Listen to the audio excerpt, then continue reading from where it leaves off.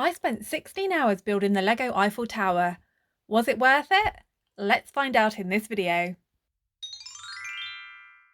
Hello everyone, welcome to Second Brick to the Left. Here we talk about Lego set news, reviews and tips. Before we dive in, please be sure to hit the subscribe button so you don't miss out on future videos. The Lego Eiffel Tower, item number 10307, was released in November 2022 and became one of the largest Lego sets ever released, both in terms of piece count and height. This set has 10,001 pieces and stands at 149 centimetres tall. It weighs nearly 15 pounds. In this video, I'll be sharing my thoughts and experience of building the Lego Eiffel Tower. I've split this video into chapters, so hopefully you can get the most out of this video. I'll start with why it took me so long to get started on this build, then I'll move on to the packaging, and then I'll go through each of the boxes, and then my overall thoughts and final result. So I did take a while to get started on this. I bought this set when it came out last year, and it sat in my house untouched for almost 6 months. So why didn't I start to build this epic Lego set earlier? Well, it's 10,001 pieces, and they're all grey. Plus, the reviews called this boring, repetitive and tedious, so my motivation level wasn't quite up there. A few months ago, as I vacuumed around the unopened Eiffel Tower box that was gathering its own layer of dust, buyer's remorse had set in. I'd spent over £500, which is over $600, and the period of returns had long since gone. Now, I'm not the type of person where that money is nothing to me. I'm incredibly lucky that I can afford to spend that on Lego, but it's not exactly money that I'd like to lose either. I had never regretted buying a Lego set before, but the Eiffel Tower had changed that, and I was stuck with it. In March, Lego released the Lord of the Rings Rivendell set, and I wanted it. But I couldn't buy that when the Eiffel Tower was just sat in its box, staring at me every time I walked by it. Maybe if I built the Eiffel Tower, I could justify getting Rivendell. So I was going to do it. I was finally going to build the Eiffel Tower. I had some time off my day job, and I set aside a few days to blast through it. And did I do it? Yes, I did. The packaging the Eiffel Tower comes in is really nice. As you may expect from an 18+ set, the box is black, which when coupled with the grey tower looks really classy. It's worth pointing out that although the Lego Eiffel Tower is grey, it's actually not in real life. According to Lego designers, the focus of the set is on the shape and not the colour. The real Eiffel Tower is painted in several shades of brown and has a gradient, which was not easily achievable in Lego. Back to the packaging. The design of the Eiffel Tower wraps around part of the box, and when opening the box, you're greeted with a picture of Gustav Eiffel, whose company designed the Eiffel Tower, along with one of his famous quotes. Once the box is opened fully, you'll see the build is divided into 3 further boxes.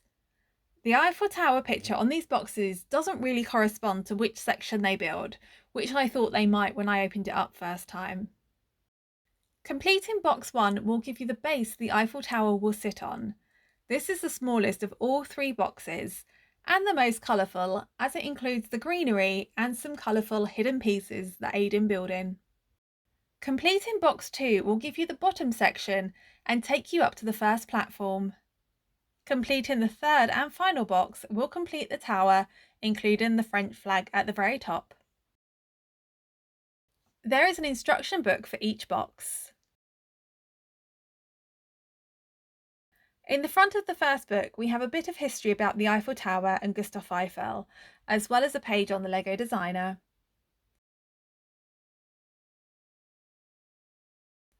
Now let's talk about the build itself.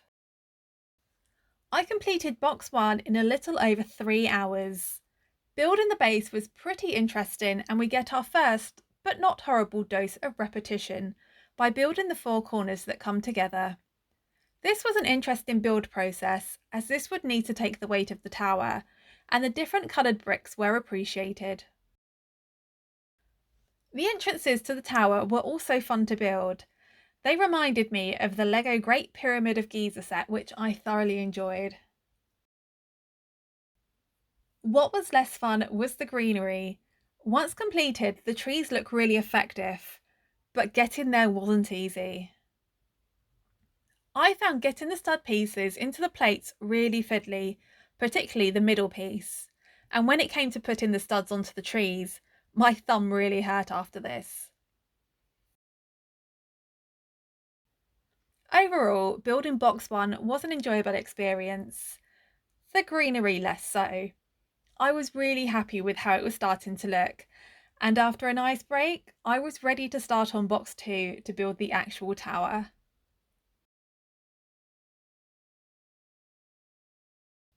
Upon emptying the contents of box 2, it hit me how many grey pieces there actually were. Now I love colourful sets, so I was worried.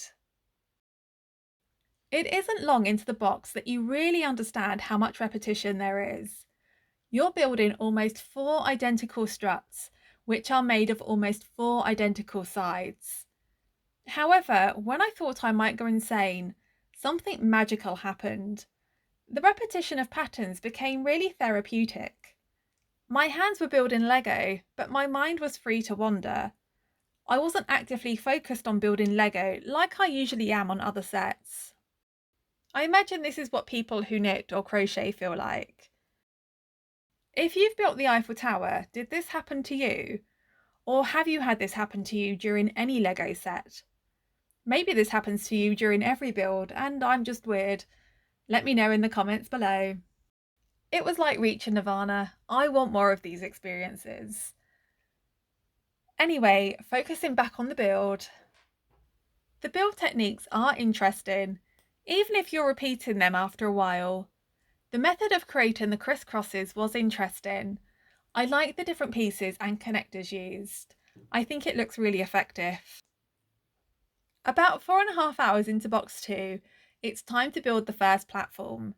This is another very repetitive process, but I really enjoyed it. It was a welcome change to the crisscross pattern of the struts, and it felt like I'd reached a really big milestone in the build.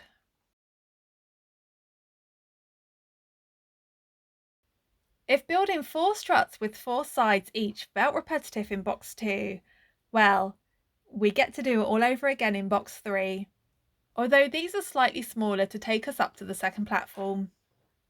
The repetition and lack of colours really wasn't bothering me at all by this point. It was really relaxing actually. I could also see the tower slowly coming together, and it really encouraged me to keep going. Once those 4 struts were built, it was on to the second platform, which gave us another welcome break from building crisscrosses.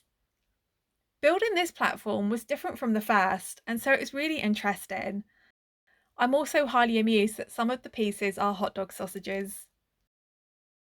Building up from the second platform introduces a new build style. We're no longer building struts made of crisscrosses. Instead, we're building a side of crisscrosses. Once I got my head around these, building them seemed to go very quickly. It took just over an hour to build all 4 sides.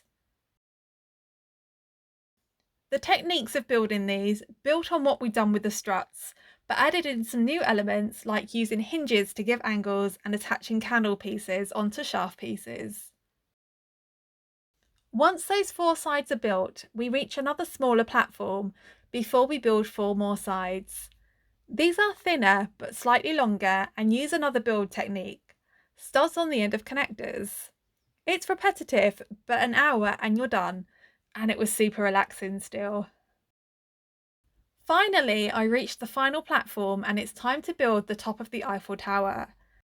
This part of the build felt great. I was on the home stretch, my tower was coming together, and I just had the top to build. This went by very quickly. As I poured the final bag of pieces out of the now empty box, I felt the adrenaline. My eyes locked on the red, white and blue pieces, the French flag, the final touch to this epic tower. I built the top and added the flag, and I added it to the top of the structure, and finally, I'd done it. My Eiffel Tower was complete.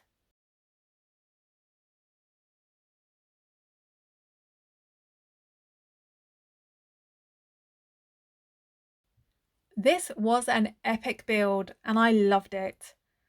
There were some painful points, like building the trees, and lots of repetition, like all of the crisscrosses. But I found the majority of the build to be incredibly relaxing and I loved it. If someone sat me down at a table and asked me to build it again, I would. I really would, as long as I got breaks. This is a complex set with some interesting techniques, but the instructions are laid out really well.